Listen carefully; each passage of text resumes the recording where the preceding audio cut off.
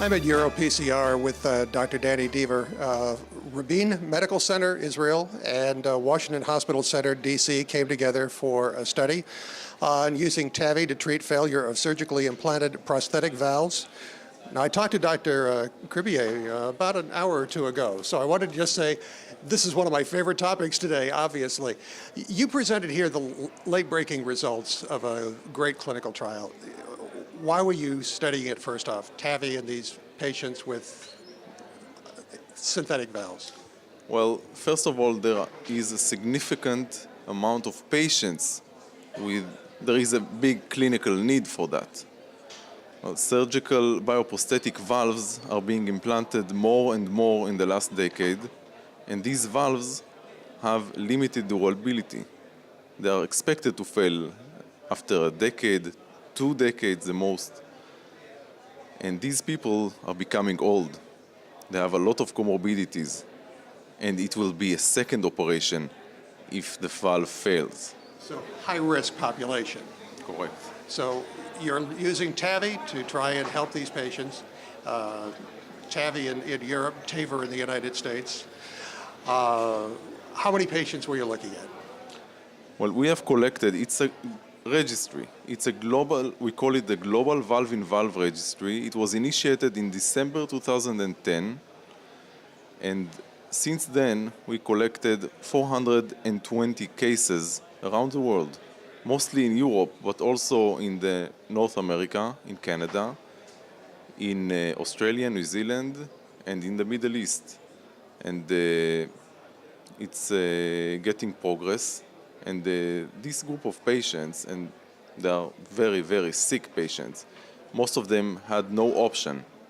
And they had TAVI, or TAVR, inside a degenerated bioprosthetic valve, which is not exactly the same procedure that we do in a native valve. It has, first of all, we do not have data on that procedure. We had only several case reports and case series about that. So we wanted to know what is the efficacy, what is the safety of the procedure, what is the limitation of the procedure. And I think we got some data already about that from the registry. I mean, when Dr. Cribier first started TAVI years ago, the one thing that he really looked at was these are high-risk, inoperable patients. You've got the same kind of, even a more difficult group, if anything. So what did you find using this valve-in-valve approach? First of all, we were very, very happy to see that for such a sick group of patients, the 30-day outcome of that sick group of patients is that 87% of them went to New York Heart Association class 1 or 2. This is really surprising. And also the survival, or I could say the opposite, the death rate, was not so high as we could expect for these sick patients. For a very high-risk group, right? And when we divide the patients according to the mechanism of failure of the valves, because this is not a homogeneous group of patients. There are patients that have regurgitation of the valve, patients with a stenotic valve. We can say that all groups did really well.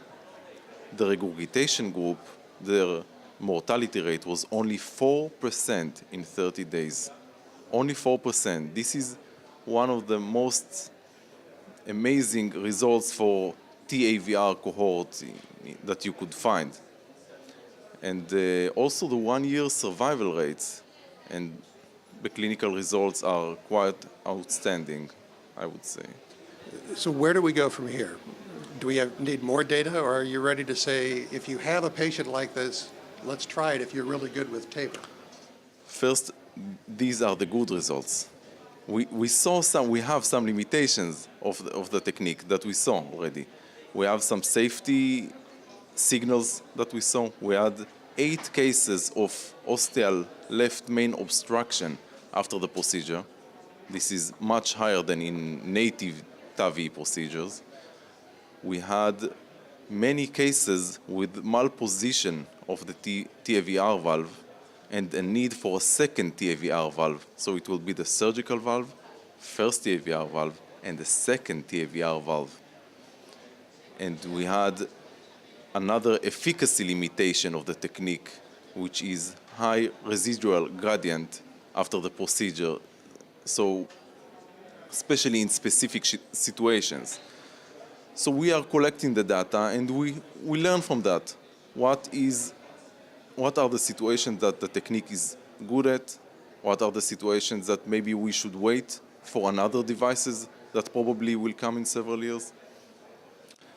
And we are now at the stage that we are keep collecting the data and learn more and more from each time we do the analysis.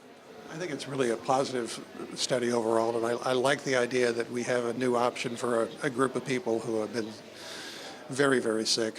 And if you want to read more about this, we will have an article regarding the presentation here at EuroPCR in CardioSource Interventional News. I'm Rick McGuire.